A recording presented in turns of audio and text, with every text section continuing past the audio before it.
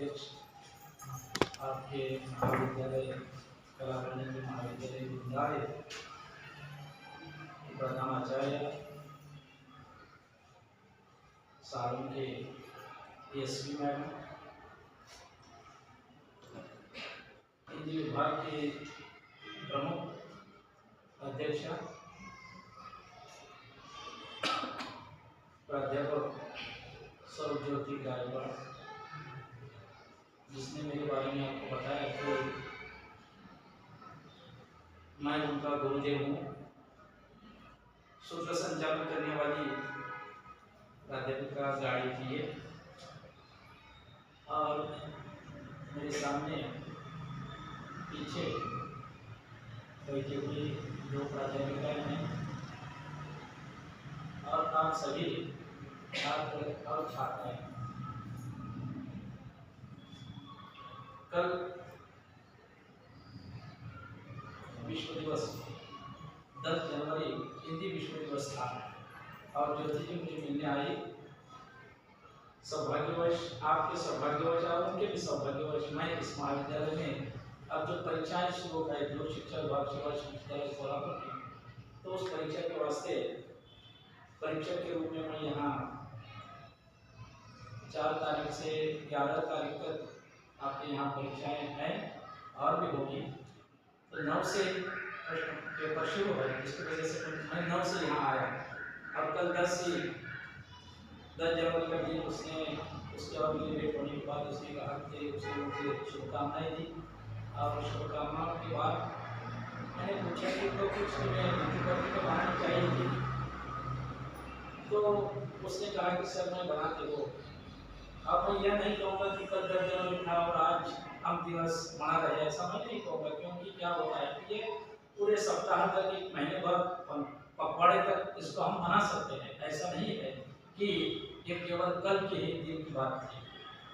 देखिए कि 10 जनवरी 2006 को ये हिंदी दिवस सरकार की ओर से मनाने की शुरुआत हुई, भारत सरकार की ओर से। असल में 14 सितंबर 1949 को हिंदी दिवस होता है। हिंदी संघ की राजभाषा और देवनागरी राजलिपि के रूप में इसे स्वीकृत किया गया है, लेकिन 10 जनवरी 1950 को ही हिंदी संघ की राजभाषा के रूप में उसे तय किया गया था और उसको लागू किया था 14 सितंबर 1949 से। 14 सितंबर 1949 से, लेकिन 1949 से जनवरी में कहा गया था कि 10 जनवरी के दिन ये बात कही गई थी कि हिंदी संघ की राजभाषा बनाई जाएगी और उसको लागू किया 14 सितंबर 1949 से। और उसी वजह से 10 जनवरी यह दिन जो है वह दिन विशेष रूप से विश्व भाषा के रूप में हम मनाते हैं। और तब से, और इसका पहला श्रेय जो है वो देश के पहले प्रधानमंत्री पंडित जवाहरलाल नेहरू जी को चला जाता है। इसके माध्यम से क्या है, तो भारत की राजभाषा बनाने का फैसला मैंने कहा कि 1949 में हुआ था, तो हिंदी को विश्व स्तर पर बढ़ावा देने के वास्ते ये विश्व दिवस मनाया जाता है। और ये भी बात मैंने कही कि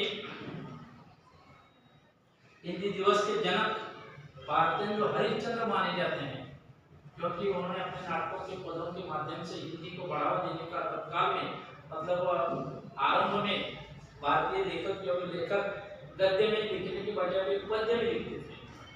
मतलब हमारा रामायण महाभारत आदि को आपने देखा तो ये रचनाएं जो है, रचनाएं गद्य में नहीं है बल्कि ये पद्य में है। जब अंग्रेज भारत में आए और उन्होंने क्रिश्चियन धर्म के प्रचार प्रसार हेतु उन्होंने बाइबल का अनुवाद हिंदी में किया, उसकी छोटी छोटी गद्य में लिखित किताबें उन्होंने बनाई हुई थी। और उन किताबों को जब पहली बार भारतीय लोगों ने देखा, उसके बाद उन्होंने गद्य में लेखन करना शुरू किया। मतलब क्या है कि भारतेंदु युग जैसे कि कहा जाता है कि 9 सितंबर 1850 1850 ये उनका जन्म दिवस है और 6 जनवरी 1885 में उनका निधन हुआ था। तो भारतेंदु हिंदी भाषा के प्रमुख जनक माने जा सकते हैं। आपके सामने बोलना है तो मुझे प्यास लगती है।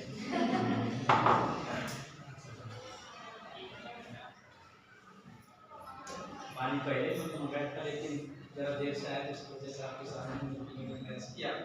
तो पंडित जवाहरलाल नेहरू का हाँ ये मैं बता रहा था कि भारतेंदु हरिश्चंद्र जी की हिंदी भाषा के जनक माने जा सकते हैं। वैसे देखा तो प्राचीन काल में मतलब मध्यकाल में उस मध्यकाल में देखा तो कबीर के पद हैं, कबीर के पदों को देखने के बाद या पढ़ने के बाद उनकी भाषा जो भाषा मिश्रित भाषा है।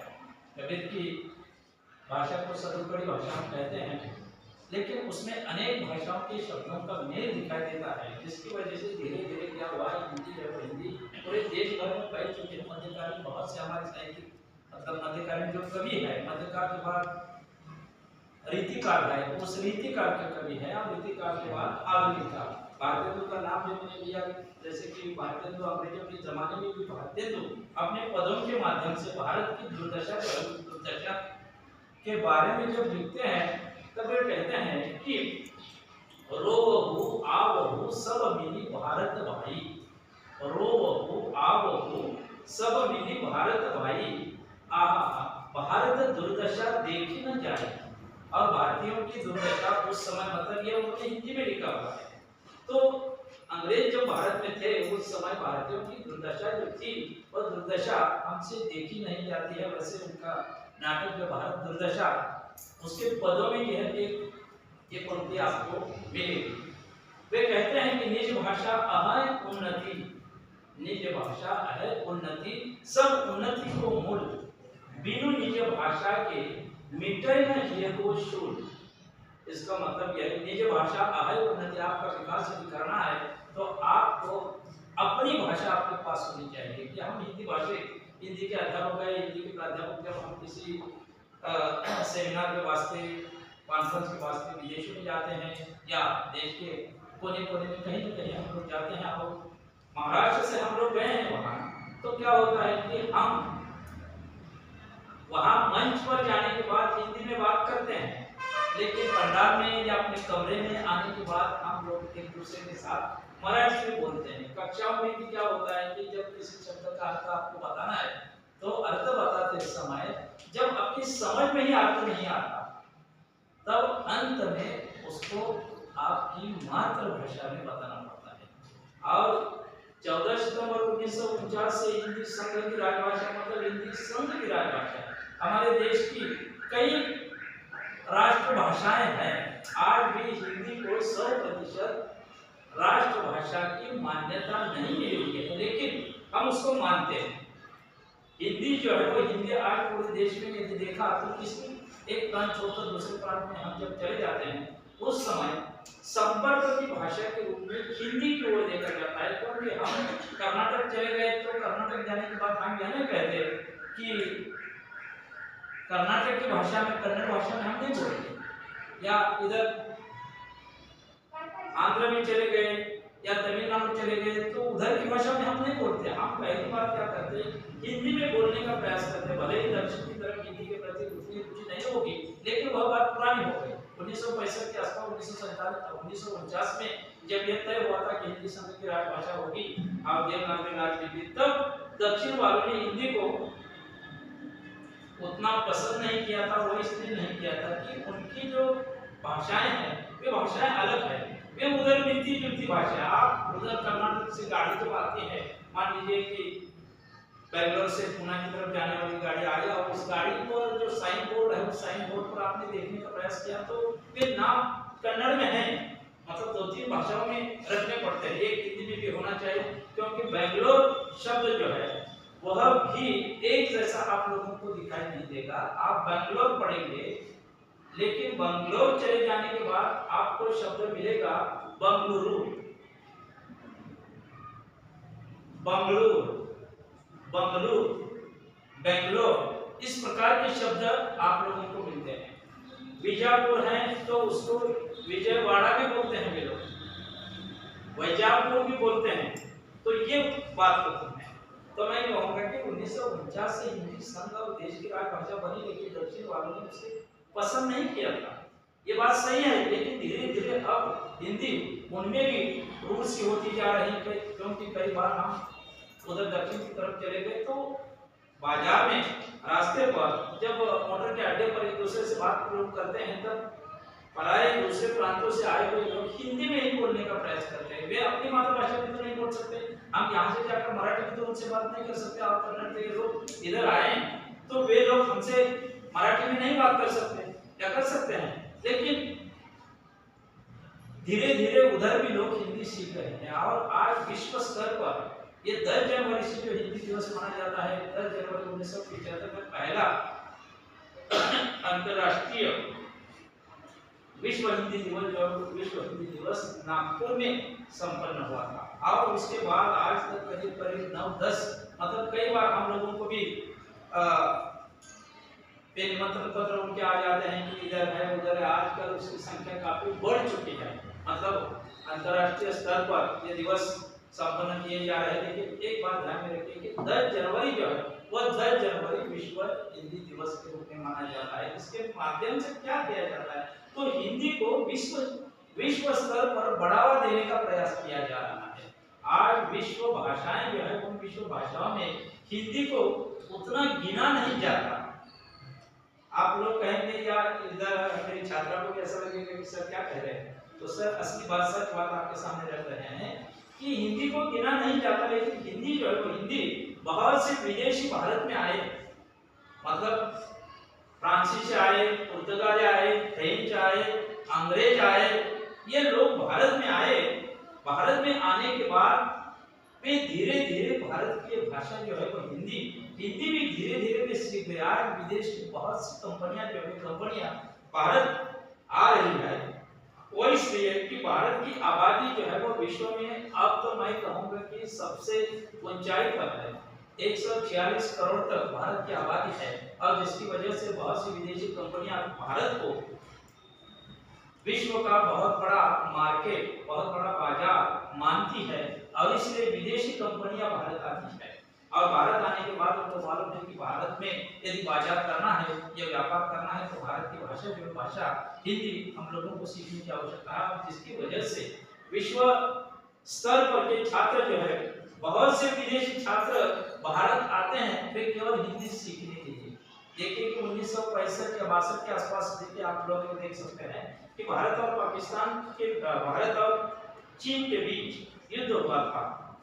भारत और चीन के बीच युद्ध हुआ तब चीनी सैनिकों ने हमारी भाषा का इस्तेमाल करके हमारी भारत की भूमि का अधिकतर हिस्सा उन्होंने अपने कब्जे में किया था। क्योंकि जब हम दूसरे प्रांत में जाते, जब हम दिल्ली गए थे, दिल्ली में गया था 2-3 बार जाना हुआ, लेकिन वहां जब महाराष्ट्र भवन में हम रहते थे उस समय उस चपरासी ने बताया कि उधर जो दफ्तर में बैठा है वो जो लिखा पढ़ी करता है वो भी महाराष्ट्र का है। तो उसने इतना कहने के बाद, महाराष्ट्र का है कहने के बाद हमारे भीतर हमारे हृदय में उसके प्रति प्रेम उमड़ आया, अरे वो भी महाराष्ट्र का है और हम भी महाराष्ट्र के हैं। तो हमने जाकर जब उसे पूछा कि कहाँ से हो, तो उसने कहा कि मैं जलगांव से हूँ। वह जलगांव से है और हम सतारा से हैं। दिल्ली 2-3 बार जाना हुआ, लेकिन दिल्ली अभी तक कभी जलगांव जाना नहीं हुआ। जलगांव हमारा जाना नहीं हुआ। दिल्ली हम लोग जा चुके हैं, विदेश भी जा चुके हैं। मतलब सेमिनार कॉन्फ्रेंस के वास्ते मैंने तय किया था कि क्यों ना मैं एक बार विदेश चला जाऊं, और इस वास्ते इंडोनेशिया, मलेशिया की यात्रा कर मैं आया। घूमने में नहीं गया था, घूमने तो मैंने कहा कि अवकाश ग्रहण करने के बाद कि घूमने उधर चला जाऊंगा, लेकिन कॉन्फ्रेंस के वास्ते मैं इंडोनेशिया चला गया। तो वहां महाराष्ट्र से कोई करीब महाराष्ट्र का कोई है तो उनके प्रति हमारे भीतर प्रेम बढ़ता है। और उसमें भी क्योंकि कोस कोस पर बदले पानी, आठ कोस पर बानी कहा जाता है। मतलब कोस कोस पर बदले पानी, 8 कोस पर बानी। भाषा जो होती है वो 8 कोस पर होती है। जैसे कि जब मैं बिटा में रहता था, पहले मैं बिटा में था, अग्निता में काम करता था और उधर काम करते समय एक पुलिस मेरे बगल के कमरे में रहते थे और वो मुझे बार बार पूछते थे कि सर आप तो सफार की तरफ हैं क्या? तो मैंने उन्हें कहा कि हाँ मैं सफार की तरफ का ही मतलब मैं कराड़ वाला। नहीं मैंने उन्हें पूछा कि आपने मुझे कैसे पहचाना? तो उन्होंने कहा कि तुम्हारी भाषा बता रही है। क्या है ऐसा मेरी भाषा में खास कि मैं सतारा की तरफ का हूँ ये उन्होंने पहचाना।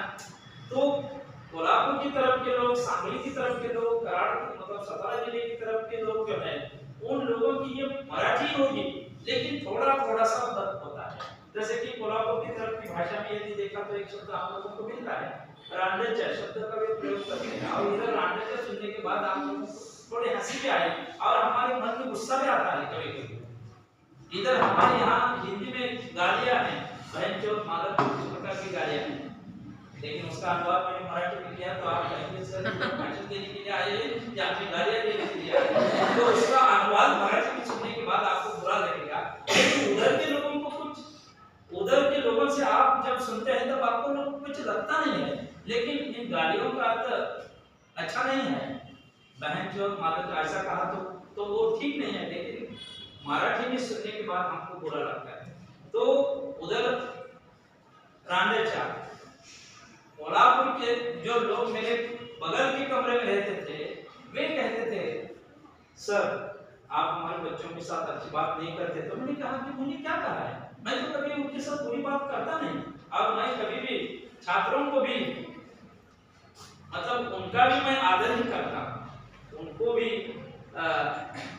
उनके साथ बोलते समय भी अच्छे ही शब्दों का मैं प्रयोग करता हूँ। तो उन्होंने कहा नहीं आप मेरे बच्चों के साथ अच्छी बात नहीं करते। तो मैंने क्या कहा मैंने तो कुछ नहीं कहा मैं इतना ही कहता हूँ मनोज इकडे ये रे ती जरा गाडी काढ रे पण कोल्हापूरच्या भाषेमध्ये हे र चा प्रकार कमी आहे आणि आपल्याकडे हा र जास्त चालतो। इकडे जा किरे तिकडे बरं का ऐकलं का कर किरे जा किरे ये किरे र का प्रयोग ज्यादा होता है। शायद मैंने अनुमान किया कि मेरे र के प्रयोग करना उनको खटकता है। मतलब ये जो सर थे मेरे बगल में आप कहते थे कि हमारे बच्चों के साथ आप बात अच्छी नहीं करते। मैंने कभी कुछ नहीं कहा मैंने इतना ही कहा मनोज इकडे ये जरा ही गाडी काढ रे र चा प्रयोग जरा जास्त होतोय। कदाचित मला असं जाणवलं की सरांनी ते माझ्या भाषेतला र ओळखलेला असते।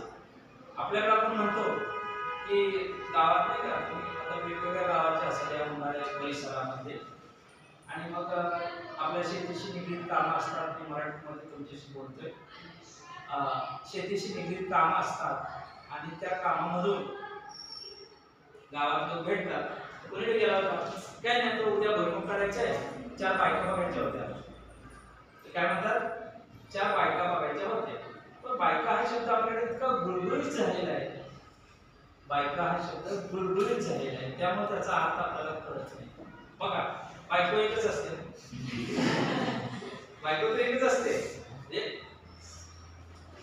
मग बायका तुम्ही बघताय म्हणजे काय नगर की तरफ हम लोग जब चले जाते हैं तब उधर भी लोग ऐसा नहीं कहते कि 4 बायका बघायला गेलो तो बायका कुणाच्या बायका 4 महिलाएं काम के लिए कल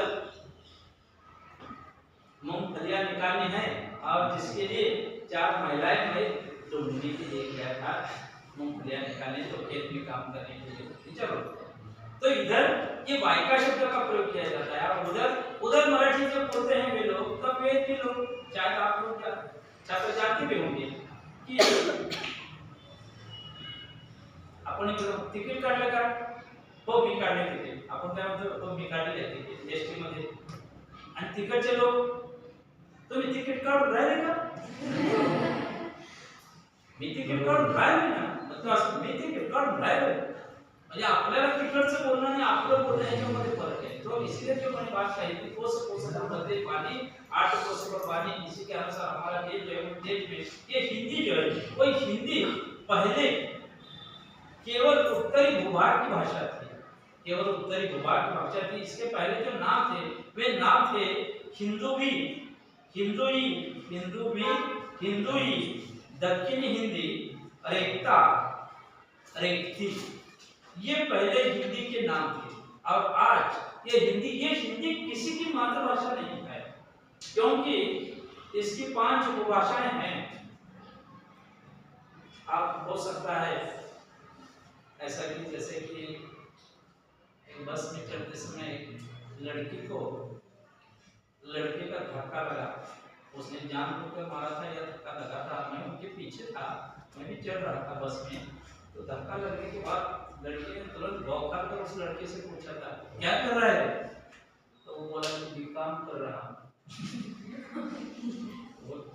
उसने सही जवाब दिया था, वो बीकॉम कर रहा था, कॉलेज का था ना, इसलिए उसने वही जवाब दिया था बीकॉम। आप बीकॉम नहीं करते हैं, आप बीकॉम में छात्र हैं, बीकॉम जो है या नहीं, तो आपने तो आपको बोलना चाहिए था हम भी बीकॉम कर रहे हैं।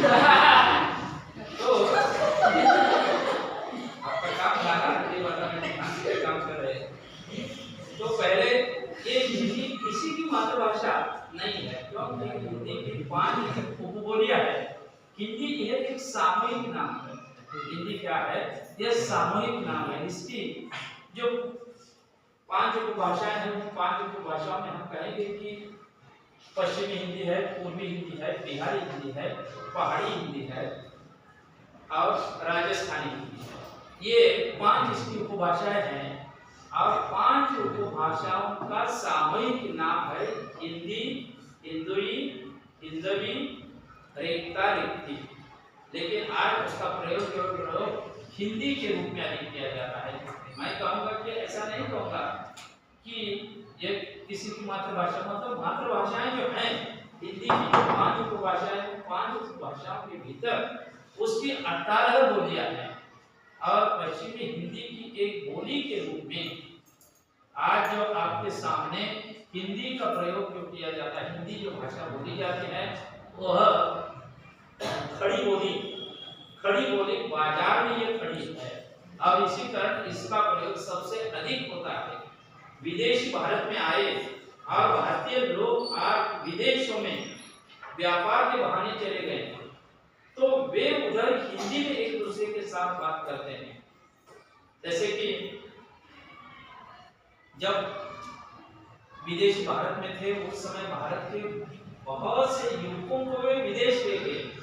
उनको ये बताया गया था उस समय कि चले आप हमारे साथ विदेश चले, वहां का पत्थर उठाने के बाद उस पत्थर के नीचे आपको बहुत खजाना मिलेगा, बहुत कुछ मिलेगा। और इसलिए यहाँ के लोगों को वे लोग उधर ले गए, लेकिन उन्होंने इज्जतपति की कुड़ी की हैसियत से वे हमारे युवकों को लेकर चले गए थे। मॉरिशस चले गए, गियाना चले गए, सूरीनाम चले गए, ले गए और वहां जाकर आज वे लोग हमारे लोग उधर ही रहते हैं। इसकी वजह से विश्व में हिंदी बोलने वाले जो देश हैं उन देशों में ये देश की संख्या में अधिक है। मतलब सूरीनाम है, मॉरिशस है, गियाना है और भी देश, इन देशों में आप लोग चले गए, लेकिन हिंदी का जो आपको देखने को नहीं मिलेगा। तो पश्चिमी हिंदी का एक जो खड़ी बोली जिसको गौरव भी कहा जाता है, तो ये खड़ी बोली आज पूरे देश में हिंदी के रूप में बोली जाती है। लेकिन मैं कहूँगा कि कलकत्ता चले गए तो कलकत्ता हिंदी, मुंबई चले गए तो बम्बैया हिंदी चलती है, बम्बई शब्द है बम्बैया हिंदी। और दक्षिण की उत्तर की तरफ के जो लोग आते हैं, कराड़ के होंगे, यहाँ भी कुछ काम फर्नीचर का काम करने वाले लोग होते हैं, लेकिन वे जब आपस में बोलते हैं तब वे उनकी अपनी भाषा में बोलते हैं। वे क्या है, उनकी अपनी जो मातृभाषा होती है उस मातृभाषा में भी बोलते हैं। किसी की भोजपुरी होगी या किसी की मारती होगी, किसी की बिहारी होगी, किसी की पहाड़ी होगी, मतलब उन भाषाओं में भी बोलते रहते हैं। और हमारे साथ जब वे बोलते हैं तब वे हिंदी में बोलते हैं। तो भारतीय दूतावासों में विश्व हिंदी दिवस के रूप में यह दिवस प्रमुखता से मनाया जाता है और वहाँ इस प्रकार की प्रतियोगिताएं रखी जाती है, कविता सम्मेलन रखे जाते हैं, व्याख्यान रखे जाते हैं और सांस्कृतिक समारोह का वहाँ आयोजन किया जाता है। तो हिंदी विश्व स्तर पर किस तरह दिन ब दिन बढ़ती जाए, उसका विकास होता जाए, इसीलिए विश्व में यह हिंदी दिवस मनाया जाता है।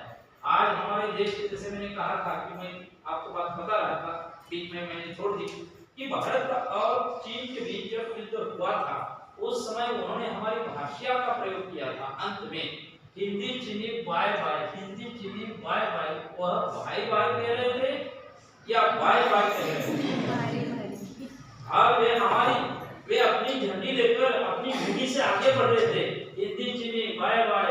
अब भारतीय सैनिकों को उस समय ऐसा लगा था कि अरे वे तो हमारे भाई बने हुए हैं, अब हम दोनों के बीच भाईचारे का रिश्ता बढ़ता जा रहा है और इसलिए हम हथियार क्यों उठाए, हम हथियार नीचे रखेंगे। और भारतीय भी आगे बढ़े उनको अपने बाहों में भरने के लिए, और उन्होंने भारतीयों को बाहों में भरा और वहां तक की भूमि जो चीनियों ने अपने कब्जे में कर ली, जो आज तक वापस नहीं दी। तो भाषा जो होती है वो भाषा में सबसे बड़ी ताकत होती है, और इसी वजह से आज बहुत से विदेशी राष्ट्र जो है, देश जो है, जिसमें देखिए चीन देखिए, रूस देखिए, अमेरिका देखिए, इंग्लैंड देखिए, ब्रिटेन देखिए, ये जो देश है, ये देश जानते हैं कि हमें भी भारत की ये हिंदी जो है हिंदी आनी चाहिए। इसी वजह से मैं तो कहूँगा कि विश्व के अमेरिका जैसे संयुक्त राष्ट्र में हिंदी एक विषय भाषा के रूप में करीब करीब सब विश्वविद्यालयों में वहाँ पढ़ाई जाती है। जर्मन के कुछ विश्वविद्यालयों में पढ़ाई जाती है, जापान के विश्वविद्यालयों में पढ़ाई जाते हैं, रूस के विश्वविद्यालयों में पढ़ाई जाती है। क्योंकि जब हमने पहली बार अंतर्राष्ट्रीय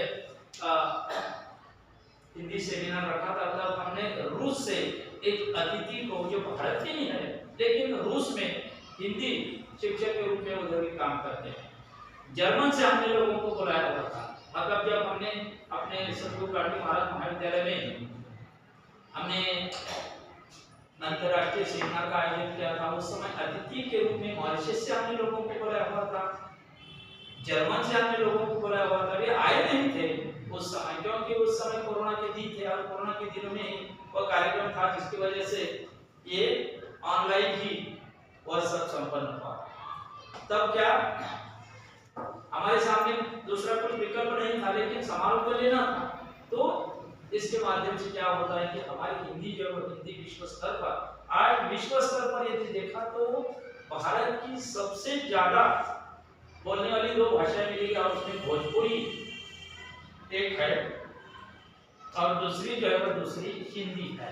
तो हिंदी करोड़ों लोग विदेशों में बोलते हैं। एक 2005 में भाषा सर्वेक्षण हुआ था, 2005 में भाषा सर्वेक्षण हुआ था, और उसमें पाया गया है, उसमें देखा गया है कि विश्व के 14 लोग छोड़ दिए तो 15वां आदमी हिंदी भाषा समझता है। मतलब समझना एक बात है, बोलना दूसरी बात है। और प्रेम जो होता है वो प्रेम तो आप लोगों को मालूम है कि वो भाषा, अभी मैं एक कविता प्रेम पर कर रहा था, क्योंकि मतलब प्रेम पर आज तक न जाने कितनी कविताएं लोग कर चुके हैं, और मैंने भी कई कविताएं की हुई है। मैं असल में तो कवि नहीं हूँ, लेकिन वैचारिक कवि जरूर हूँ। एक कविता की किताब में मेरी पिछले वर्ष प्रकाशित हो चुके हैं, संभल जाओ कविता की बहुत किताब है, संभल जाओ, उसमें करीब करीब 70 कविताएं हैं। और उसके बाद और एक दूसरा कविता संग्रह आ रहा है जिसका शीर्षक है सच कहीं खो न जाए। मतलब उसमें भी शायद हो सकता है, मुझे ऐसा लगता है, मैंने आपको थोड़ा सा मैं लिखता नहीं हूँ, मतलब सप्ताह भर कविताओं के पेश समारोह कुछ ऐसे ग्रुप है, उन ग्रुपों पर रहते हैं। पिछले वर्ष जैसे कि मेरा नेपाल से आना हुआ, तब से मैं देख रहा हूँ कि कई ऐसे हिंदी वालों ने ग्रुप बनाए हुए हैं, और उन ग्रुपों में मुझे हर बार सम्मिलित करते हैं। यदि मैं बाहर निकलने की कोशिश करता हूँ तो उनको भी दुख होता है, जो बाहर निकलता है, एग्जिट होता है, तो उस एग्जिट होने वाले को लेकर उनको भी दुख होता है कि इसको हमारे ग्रुप से नहीं निकलना चाहिए था बाहर। और जिसकी वजह से क्या होता है कि लेखन के प्रति हमारी रुचि, मैं मराठी भाषी हूँ लेकिन मैं मराठी में लिखता नहीं, मेरा हिंदी विषय में आपकी ज्योति जी ने बताया कि सर मेरे गुरु है, तो हिंदी में मैं जानबूझकर लिखता हूँ, क्योंकि मैंने हिंदी की रोटी खाई, हिंदी की रोटी खा रहा हूँ, और जिसकी वजह से मैंने तय किया था कि किताबों का लेखन जो करूँगा वह मैं हिंदी में ही करूँगा। क्योंकि एक कथा संग्रह भी हिंदी में प्रकाशित हुआ है जिसका शीर्षक है वह बोलता भी था, मतलब कथा संग्रह का शीर्षक है वो बोलता भी था। देखिए, कहने का मतलब यह है कि विश्व दिवस के रूप में, विश्व हिंदी दिवस के रूप में यह दिवस जो मनाया जाता है, उसका मतलब मैंने बताया कि विश्व स्तर पर विश्व में हमारे 2 जहाँ जहाँ जिन जिन देशों में रहते, आजकल आप देख रहे हैं कि हमारे देश के प्रधानमंत्री आदरणीय नरेंद्र मोदी जी विदेशों की यात्राएं बहुत से करते हैं, और विदेशों की जब यात्राएं करते हैं तब वहाँ उनको मिलने के लिए पहले कहाँ से लोग आते हैं, तो भारतीय लोग विदेशों में जो बसे हुए हैं वे लोग उन्हें मिलने के लिए पहली बार आते हैं कि हमारे भारत के प्रधानमंत्री के आ रहे हैं, उनको बहुत खुशी होती है। और जब वे वहाँ मिलने आते हैं तब वे एक दूसरे को पूछते हैं भारत से तुम कहाँ से हो, तो वो कहता है मैं गुजरात से हूँ। दूसरे को पूछा जाता है तुम कहाँ से हो, तो वो कहता है मैं राजस्थान से हूँ, मैं महाराष्ट्र से हूँ। तो वहाँ एक दूसरे से बात करने की भाषा कौन सी है, तो वह है केवल हिंदी भाषा। और हिंदी का महत्व उस समय और बढ़ता है, जैसे मैंने कहा कि विदेशों में यह देखा गया है, ये पाया गया है कि 14 करोड़ लोगों के बाद 15 आदमी जो आदमी हिंदी जानता है, हिंदी समझता है। आज आप भी हिंदी में बोलने की कोशिश कीजिए। भारत में रहने वालों को कम से कम 3 भाषाएं आनी चाहिए। कौन कौन सी है बताइए? क्या उत्तर मैं चाहता हूँ आप लोगों से, बोलो। आप में से कोई तो बात करें।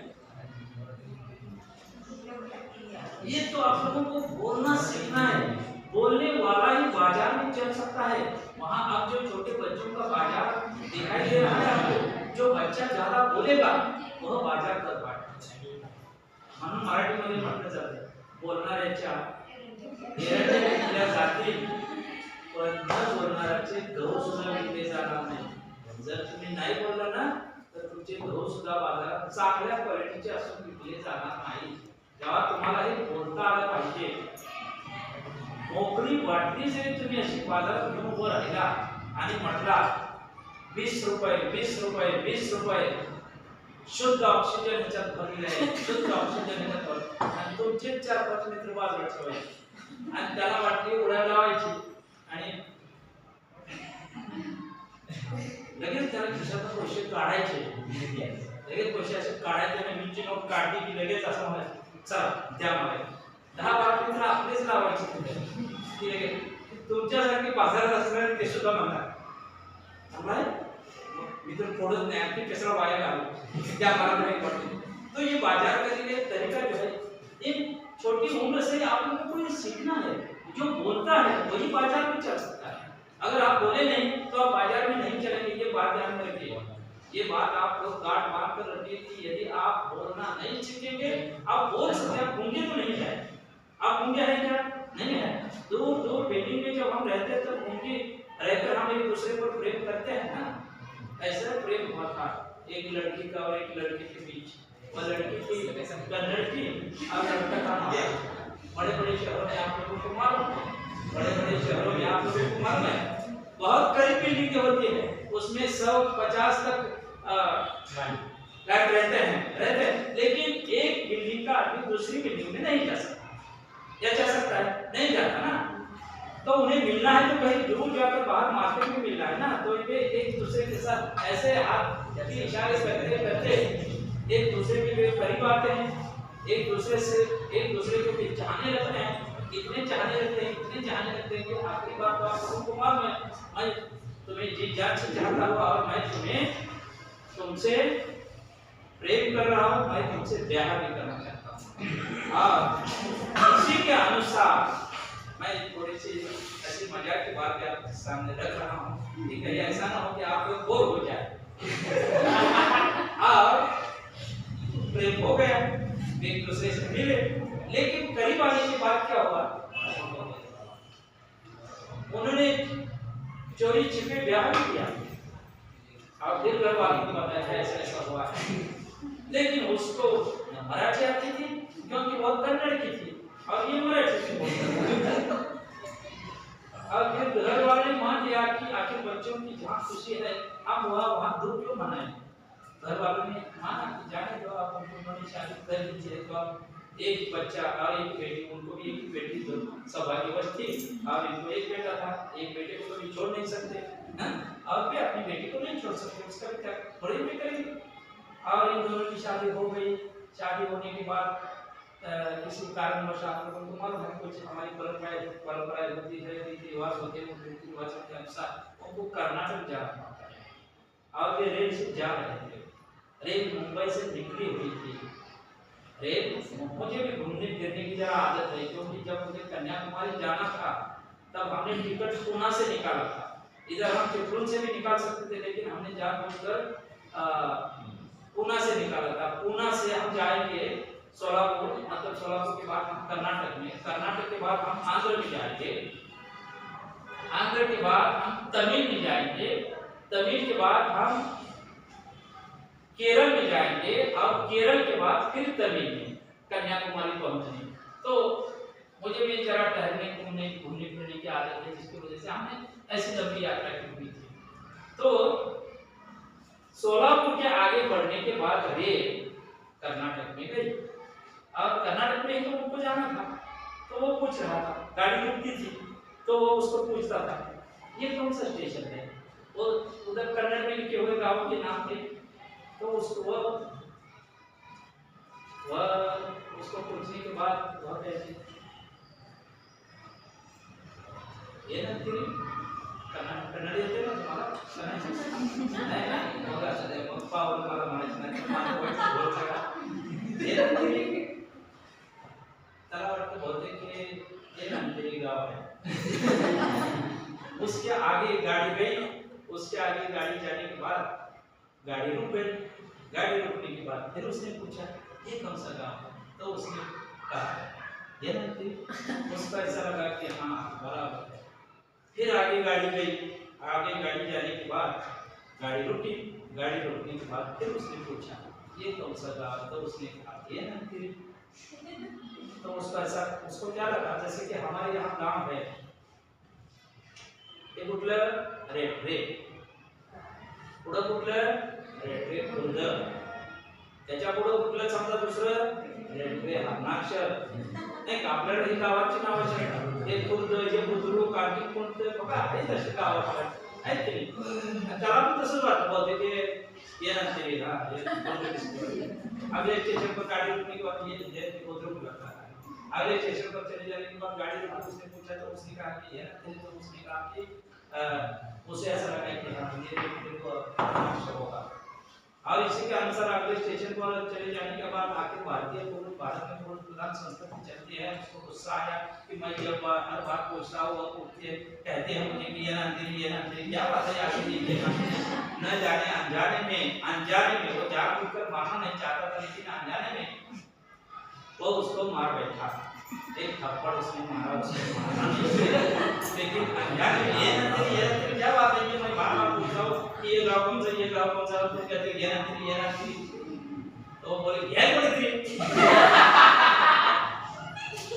तो हर प्रांत की जो भाषा है वो भाषा अलग अलग है, उधर उन भाषा के शब्द जो है और हमारी भाषा के शब्द जो है, ये बड़ी का मतलब था क्या, क्यों मारते हो, वो क्या बोली का मारते हैं मारा, चला कैसा करेगा, चला कैसा सांगते प्रेम आंधळा असतं, त्यामुळे कुठेही जाऊन बसतं जाने जो भविष्य में ऐसा ना हो कि मैं नहीं बता सकता आप लोगों का मैं और कीमती समय लेना नहीं चाहता, लेकिन मैं ये कहना चाहूँगा कि हिंदी को ही वे लोग उधर भारत की राष्ट्रभाषा मानते हैं, विश्व स्तर पर हिंदी को ही विदेशी लोग भारत की राष्ट्रभाषा मानते हैं। आज विश्व में करीब 175-225 के आसपास देश है, उससे भी अधिक देशों की संख्या बढ़ गई होगी, लेकिन दूसरे विश्व युद्ध के बाद जो गिनी गई है संख्या वह 225 तक है, लेकिन 175 विश्वविद्यालयों में आज हिंदी एक भाषा के रूप में उसका अध्ययन, अध्यापन और शोध कार्य के रूप में वह चलाई जा रही है, वहाँ पढ़ाई जा रही है। विदेशों में भी आज हिंदी शिक्षकों की जरूरत है। आप लोग भी जैसे कि हमारे यहाँ रूसी भाषा पढ़ाई जाती है, जापानी भाषा पढ़ाई जाती है, फ्रेंच भाषा पढ़ाई जाती है, हमारे महाविद्यालय में फ्रेंच भाषा पढ़ाई जाती है, जर्मन है, तो आप लोग भी उधर के छात्र हिंदी भाषा पढ़ना चाहते हैं और आप ये दूसरे देशों की भाषा पढ़कर सीखकर आप भी विदेशों में जा सकते हैं, ऐसा नहीं है। आखिर आप छात्र है, देश आपके कंधों पर टिका है, यह नहीं बताया जा सकता है कि आप बोलते नहीं हैं, आप ज्यादा लिखते नहीं हैं, आप ज्यादा होनहार नहीं है, जो होनहार है वे भी कभी कभी घर बैठते हैं, अति शहाणा त्याचा बैल रिकामा होतो काय?